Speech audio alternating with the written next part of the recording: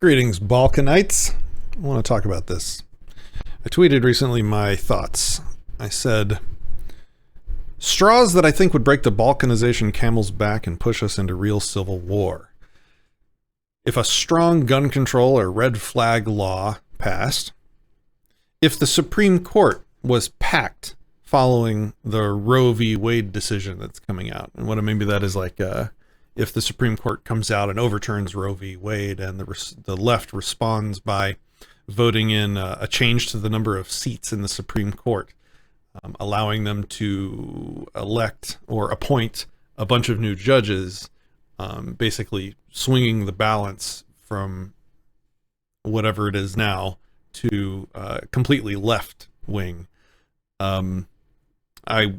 Those types of like democracy undermining things, I think, would really push us on a path that cannot be changed or gotten away from.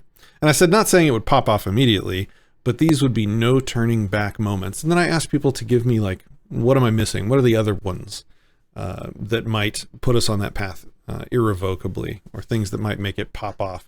And we had, let's see, somebody said some kind of federal education mandate.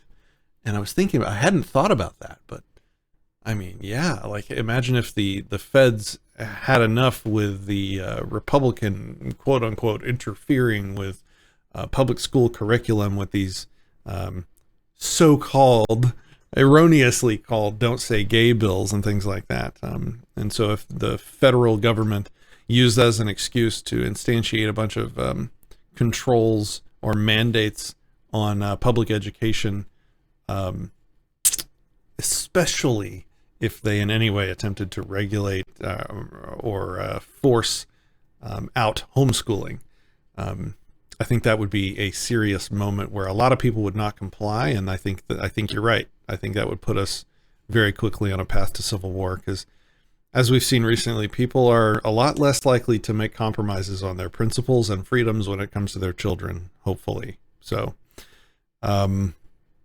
mandatory pineapple on all pizza. Yeah, that's one of them. Somebody else mentioned stolen election. So the last presidential election cycle, there was obviously a big debacle about this, right? Where, well, you know what happened. where the results of the election were said by both sides to be skewed or invalid or whatever. And we just saw the story, I think, break today, where the Otero County in New Mexico, their election commission just refused to certify votes. And so I think, and this is just the midterm.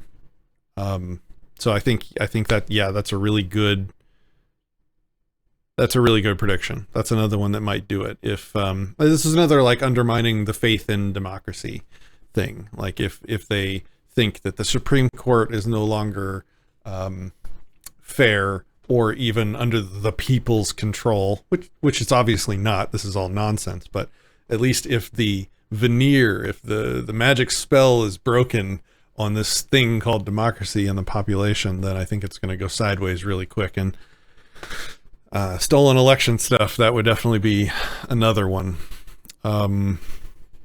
Yeah. And here's the takeaway for me right now is like all of these things that we're talking about are seeming really plausible right now. Like not even plausible, but kind of likely. Like I think it's kind of likely that there's going to be some election controversy just for the midterm. Imagine the presidential one coming soon to a circus theater near you. I think this stuff is likely. So I think the takeaway is to make sure you're ready. Make sure you have food for your family and the supplies and things that you need to be safe during this time. So anyway, thanks for participating, everybody that gave me their thoughts on this stuff. What do you think? Let me know in the comments. Did I miss something else? Is there something else going on that we're missing that might signal the end? All right. Talk to you soon.